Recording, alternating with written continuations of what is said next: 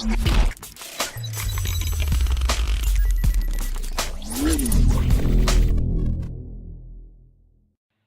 वालेकुम ګرانو کتونکو. نن زموږ ویډیو ډیره زیاته انټرېسټینګ ده ځکه چې نن به موږ تاسو ته یو ریسیپي هم ښایو او د هغو شیزونو سټور کولو چل به هم درته ښایو. نو پرون موږ پودینه راوړه. دا پودینه بالکل فرش پودینه وه، تاسو ته کتی شي. ایمیډیټلی دا موږ فریج کې هم واچوله، هر څه طریقه ورسره موږ وکړه، خو هغې باوجود هم نن ګورې دا پودینه بالکل لکه داسې ښکاري لکه دا ډیره زیاته زړه شوې ده.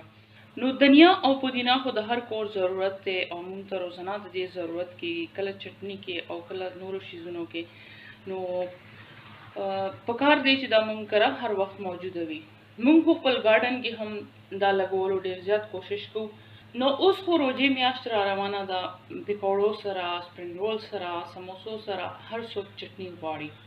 نو اوس دا د هر چا ضرورت جوړ شو. موږ دا وینځل د هر څه او بالکل پاک هم کړل. اوس به موږ دې نه چټني تیارو.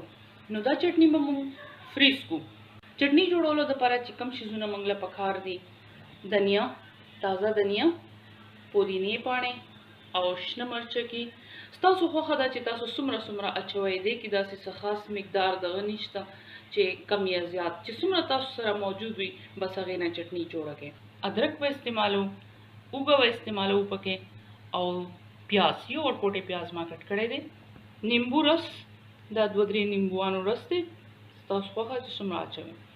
دا تازه کوکونټ دی کوم چې ما ګریډ کړی دی او دا اوس فروزن حالت کې دی ځکه د دې داسې بوټي شان جوړي دي، اوس صحیح شولو. نو دا آپشنل دی. چڼو دالو نینې، دا چې کومې نینې بازار کې خرڅېږي، ټوسټډ چنا دال دا هغه دي.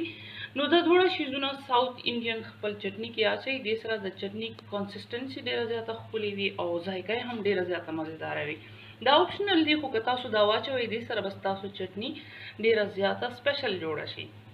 وچه دنیا ټکولې، سپینه مالګه او توره مالګه، او یو بل شی ماسته چې کوم دی هغه موږ اوس نه استعمالوو ځکه چې موږ خو دا چټني فریز کوو. نو اوس موږ چټني جوړول شروع کوو. دا ټول شیزونه به موږ یو بلینډر جار کې واچو او بیا به بلینډ کو، چټني به جوړه کو. ته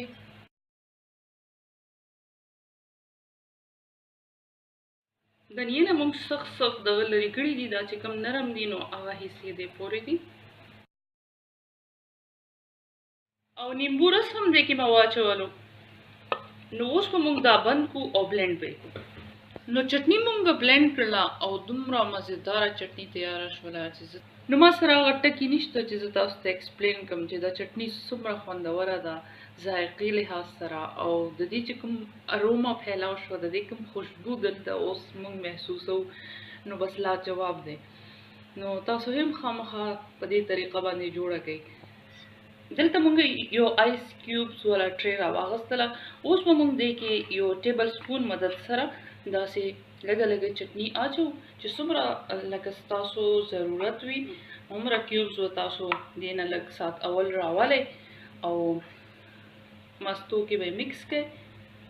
نو دلته چې څومره راتلی شي تقریبا یو چمچ برابر دې کې راځي، هغه به موږ دې کې واچو. نو بیا به یې فریز کړو انشاءالله. نو اوس تاسو وړاندې به هم موږ لږ شانتې چټني جوړه کړو، یعنې مستو کې به یې مکس کړو.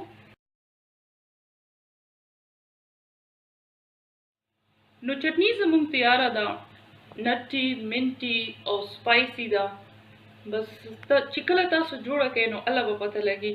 زه خو یم چې کله تاسو دا په ټیبل کې دی نو بس خلک به همدا چټني وڅټي او نور به هر څه پاتې شي. نو خامخا یې ټرای کړئ او سټور کولو طریقه زموږ په دې باندې هم عمل وکړئ، ستاسو کار به ډېر زیات آسان شي. موږ خو به انشاءالله هم دغه طریقه کوو. نو دا به اوس لاړه شي فریزر ته، دا به موږ فریز کو. او دا چټني چې کومه ده بس دا خو به اوس چې چا له لاس کې ورغله هغه به یې ختمه کړي. نو ګرانو ملګرو همدغه شان موږ سره اوسېږئ. رمضان سیریز به موږ جوړو، یعنی رمضان کې چې کوم شیزونه خوراکونه تیاریږي موږ به کوشش کوو چې هغه موږ تاسو سره شیر کړو نو بیا موږ سره اوسېږئ او خپل ډېر زیات خیال ساتئ. د الله په امان.